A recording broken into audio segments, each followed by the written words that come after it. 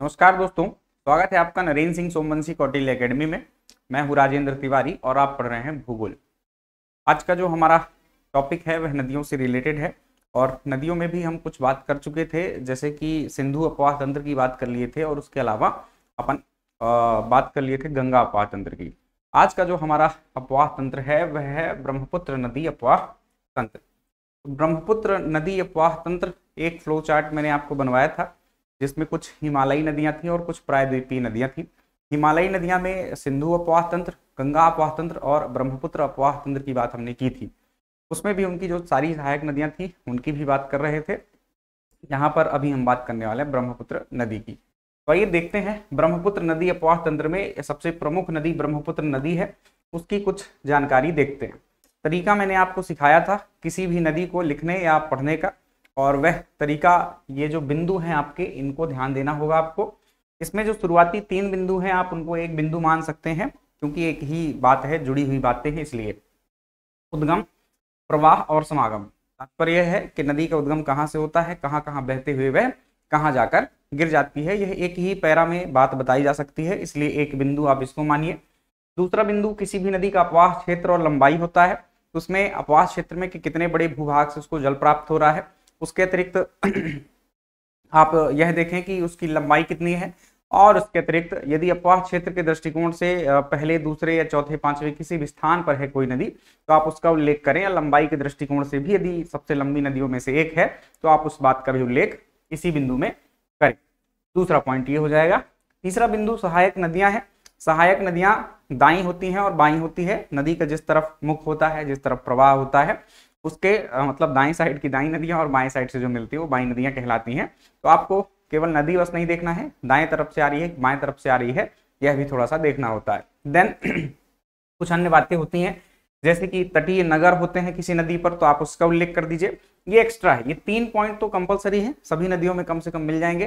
फिर तटीय नगर हैं, कुछ नदियों में नहीं मिलते, पर ज्यादातर नदियों में आपको उसके किनारे कुछ महत्वपूर्ण नगरों की बात मिल जाएगी।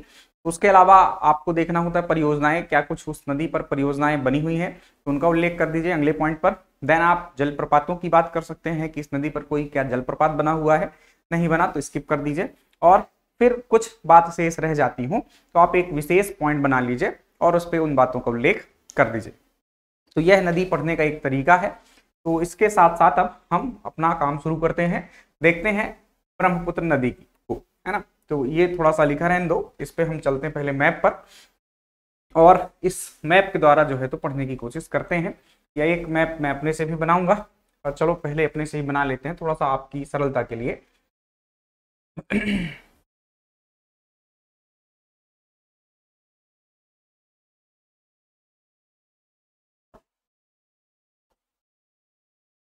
तो ब्रह्मपुत्र नदी तंत्र में हम ब्रह्मपुत्र नदी की बात कर रहे हैं।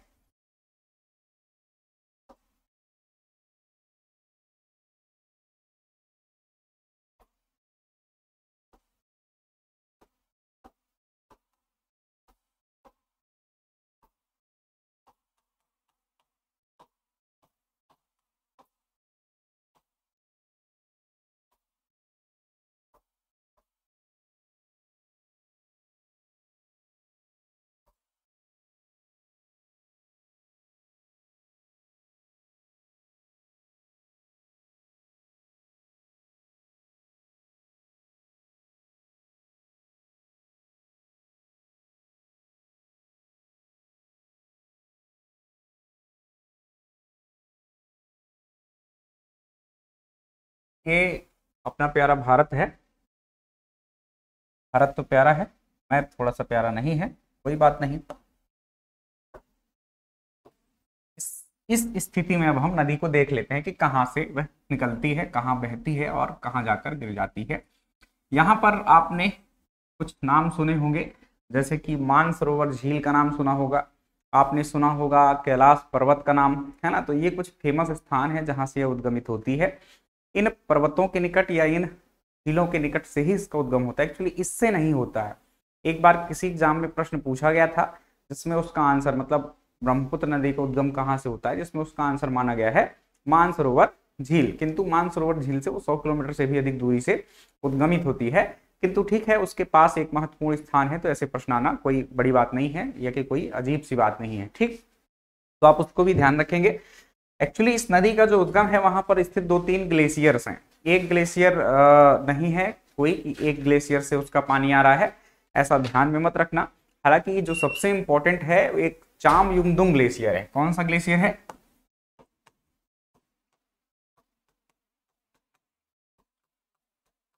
चामयुमदुंग ग्लेशियर या हिमनद, यह है, उससे इसकी मुख्य धारा है या उससे ज्यादा पानी आता है। मतलब जो जियोलॉजिस्ट हैं, जो भूगर्भ शास्त्री हैं, उन्होंने तो यही बताया है कि सबसे मेन जो आपका उद्गम स्थान है वह चामयुमदुंग ग्लेशियर है। उसके अलावा भी और कई ग्लेशियर्स हैं, लेकिन आप एक दूसरे ग्लेशियर का नाम याद रखना जो इसके बाद इंपॉर्टेंट हो जाता है, वह है आंगसी ग्लेशियर। आंगसी ग्लेशियर। तो इस नदी का जो उद्गम है वह कहां से होता है? चामयुमदुंग ग्लेशियर या कि आंगसी ग्लेशियर से।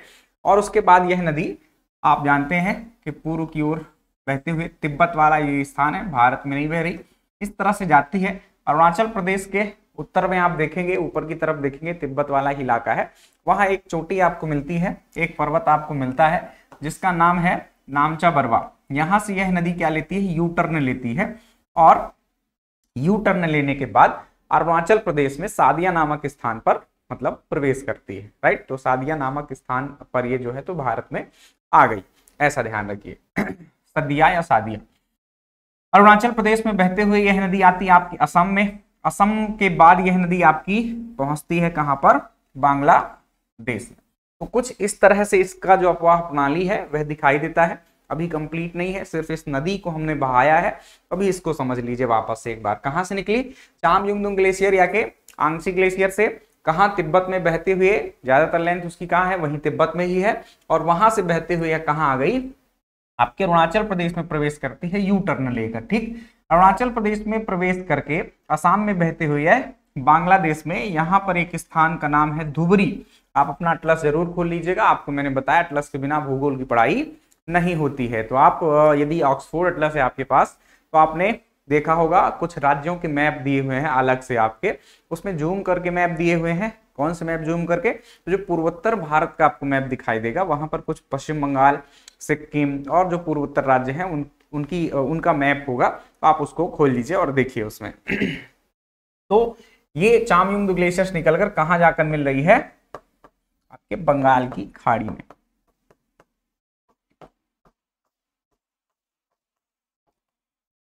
तो ये हमारा पहला बिंदु था जिसमें हमने उद्गम, प्रवाह और समागम की बात की है। अभी भी प्रवाह की बात अधूरी है। उद्गम हमने जान लिया, समागम हमने जान लिया, बंगाल की खाड़ी में हो रहा है। प्रवाह में और थोड़ा सा राजनीतिक बातें बता दीजिए आप कि कहां कहां से बहती है। तो वो राजनीतिक बातें होंगी पहले देशों की, कि किन किन देशों में एक्चुअली यह नदी प्रवाहित हो रही है, या जो इसका अपवाह तंत्र है वह कहां कहां फैला हुआ है। नदी तो केवल 3 देश आप मानिए, लेकिन इसका जो अपवाह तंत्र है वो कुछ और देशों में फैल जाता है। अपवाह तंत्र का तात्पर्य इसकी सहायक नदियां कुछ और देशों से आती हैं। राइट, वो देश कौन से हैं देखते हैं दोनों को। ये इलाका आप जानते हैं कौन सा है? तिब्बत वाला है। तो तिब्बत किसका भाग है वर्तमान में? चीन का है। तो एक देश हो गया चीन, दूसरा आपका अरुणाचल प्रदेश में आई, असम में बही, तो इसका मतलब भारत में बह रही है, और तीसरा आपके बांग्लादेश में चली जाती है। राइट, तो ये 3 देश जहां पर इस नदी का एक्चुअली प्रवाह क्षेत्र है। लेकिन यदि अपवाह क्षेत्र या अपवाह तंत्र की हम बात करें, तो इसमें जो जल आता है वो कहीं ना कहीं नेपाल की नदियों से भी आता है, कहीं ना कहीं भूटान की नदियों से भी आता है, और इसके अतिरिक्त मतलब भूटान से नदियां कुछ इसकी शाखाएं जो है तो प्रवाहित होकर आती हैं, और साथ में आपका ये जो भारत है और बांग्लादेश है यहां से तो आता ही है। तो एक प्रकार से आप इसको क्या कह सकते हैं? इसका अपवाह तंत्र जो विस्तृत है वो कहां कहां है? चीन में, चीन के अलावा भारत, नेपाल, भूटान,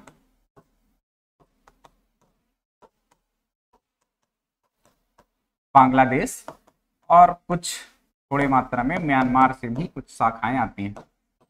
तो ये आपका अपवाह क्षेत्र है इस नदी का। ठीक, इतने सारे देशों से इसको जल प्राप्त होता है। तो ये एक्चुअली हुआ हमारा प्रवाह और इसका समागम। अब हम दूसरी बातें किसकी करते थे? अपवाह क्षेत्र और लंबाई की। तो इसका अपवाह क्षेत्र में, क्षेत्र तो आपने देख लिया कहां कहां से है, इसमें आपको आंकड़े याद रखने पड़ते हैं कि कितना इसका अपवाह क्षेत्र है। तो अपवाह क्षेत्र में यहां पे लिख रहा हूं ये सब लिखा हुआ है, मैं इसीलिए कम लिख रहा हूं, आप तो सीधे याद रखो 5.87 लाख किलोमीटर स्क्वायर, 5.87 लाख वर्ग किलोमीटर जो है इसका अपवाह क्षेत्र है। अपवाह क्षेत्र को वर्ग किलोमीटर में ही व्यक्त करते हैं। और इसकी लंबाई की बात करें तो लगभग 2900 किलोमीटर इस नदी की जो है तो लंबाई है। तो ये इतना याद रखना है।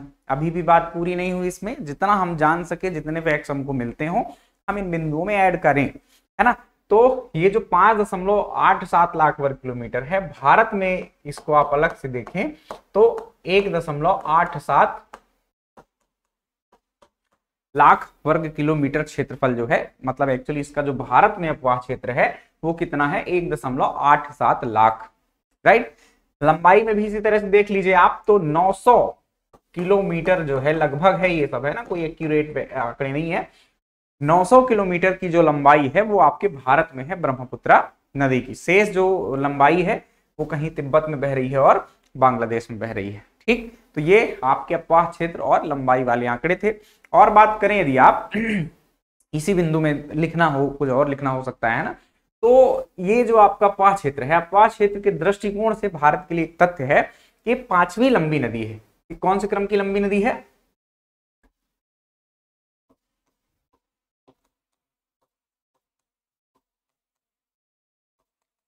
अपवाह क्षेत्र के दृष्टिकोण से ये 5वीं सबसे लंबी नदी है, 5वीं सबसे बड़ी, ऐसा कहिए, है ना। क्षेत्रफल है तो बड़ी शब्द यूज करेंगे तो ज्यादा बेटर स्थिति में रहेंगे। तो ये अपवाह क्षेत्रफल के दृष्टिकोण से 5वीं सबसे बड़ी नदी है। ऊपर की कौन सी नदियां आ जाती हैं, तो एक गंगा है जिसका अपवाह क्षेत्र सबसे ज्यादा है भारत में, दूसरा आपकी सिंधु नदी है, तीसरा गोदावरी है, चौथी कृष्णा है और 5वीं आपकी ब्रह्मपुत्रा नदी है, ठीक। 6वीं महानदी और 7वीं आपकी नर्मदा मध्य प्रदेश की है।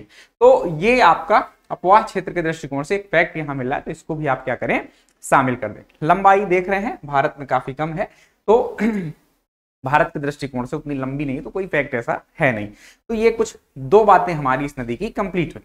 तीसरी बात हमारी कौन सी थी? तीसरी बात थी हमारी सहायक नदियों की। सहायक में भी कुछ दाई थी और कुछ बाई नदियां थी। तो आप जानते हैं कि यहाँ पर इस नदी का जो दिशा है वो इस तरफ है, देन आपका इस तरफ यू टर्न लेती है, तो ये दिशा किस तरफ हो जाती है, इस तरफ हो जाती है।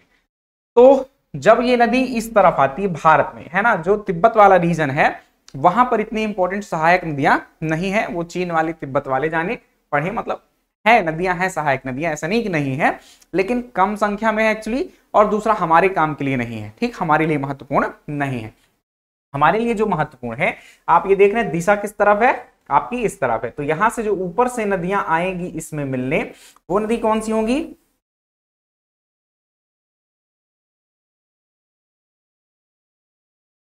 वो नदी दाई सहायक नदियां होंगी। कौन सी सहायक नदियां होंगी? दाई सहायक नदियां होंगी। तो एक ये आ गई, दूसरी इधर पे ये आ गई, तीसरी इधर पे ये आ गई, चौथी आपकी यहां पर आ गई। ये थोड़ा सा मैप अब ऐसा बना हुआ है हाथ से, इसलिए थोड़ा सा आपको लंबा और छोटा नहीं समझ में आएगा, लेकिन आप समझो ऐसे ही है।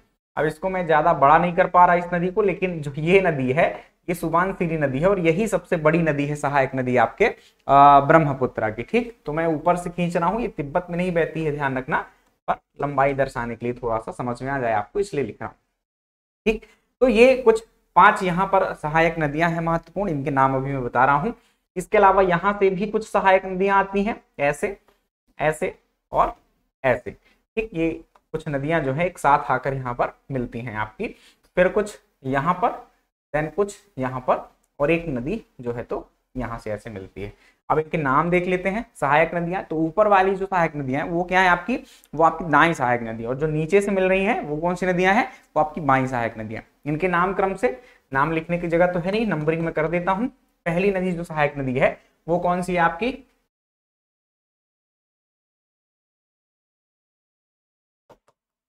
वो है आपकी तीस्ता, राइट। दूसरी सहायक नदी जो मिलेगी इसमें वह है आपकी संकोश। तीसरी जो सहायक नदी है वह है आपकी मानस। चौथी जो सहायक नदी है वह है आपकी कामेंग। पांचवी जो दाई सहायक नदी है वह है आपकी सुबनसिरी।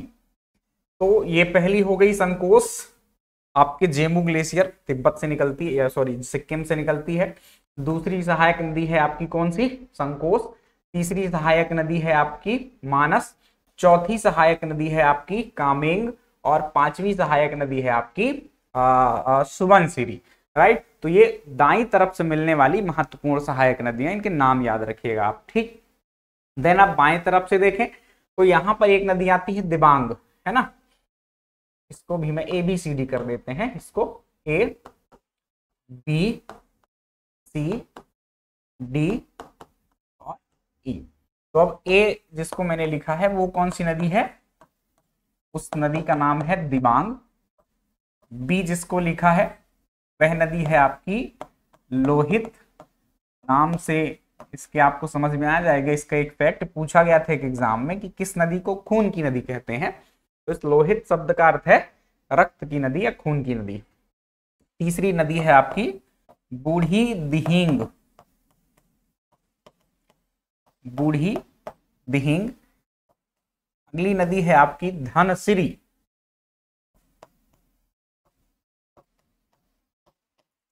धनश्री या धनश्री, श्री भी आप लिख सकते हैं।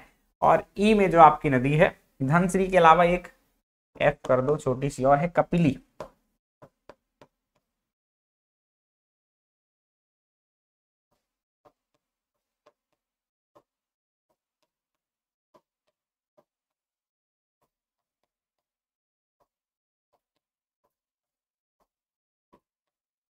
ये नदियां हैं।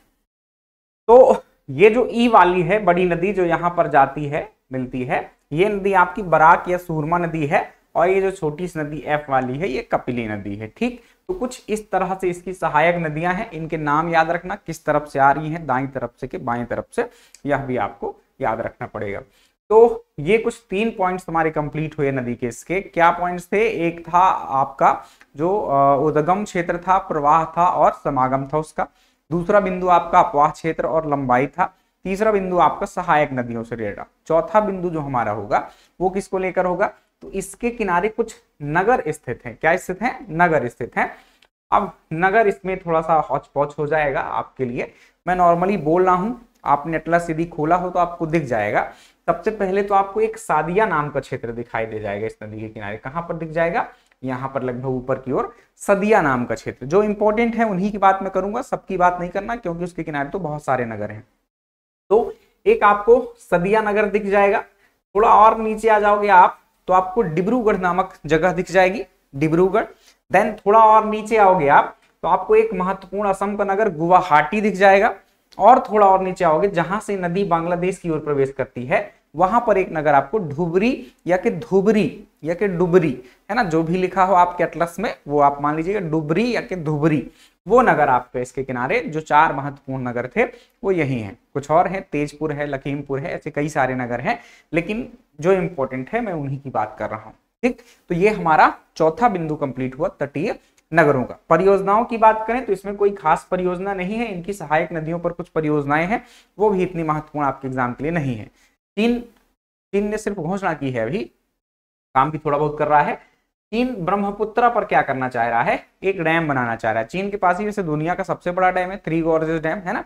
और उसके अलावा उससे भी बड़ा डैम ब्रह्मपुत्र नदी पर चीन बनाने की योजना कर रहा है। और इसका कुछ संबंध आपके भारत और चीन के रिलेशंस में है, यानी कि इंटरनेशनल रिलेशनशिप जो होता है आपका सब्जेक्ट यूपीएससी में खास तौर पर होता है, तो आप उसमें उसको देखिएगा। यहाँ पर बस आप इतना जान लीजिए कि सबसे बड़ा डैम बनाने की चीन की एक योजना है, जो कि 3 गॉर्जेस डैम से भी महत्वपूर्ण है या कि उससे भी बड़ा है। 3 गॉर्जेस डैम इतना बड़ा है कि पृथ्वी की गति में भी परिवर्तन आ गए थे, आप यह ध्यान रखिएगा, तो उससे बड़ा बनने वाला है।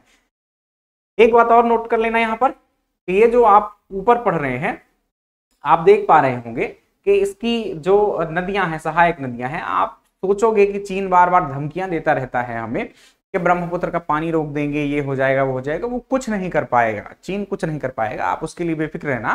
ब्रह्मपुत्र का पानी रोक भी देगा यहाँ पर डैम बना भी लेगा तो उससे इतना फर्क नहीं पड़ेगा, हालांकि कहीं ना कहीं नुकसान है पर इतना नहीं जितना आप सोच पा रहे होंगे।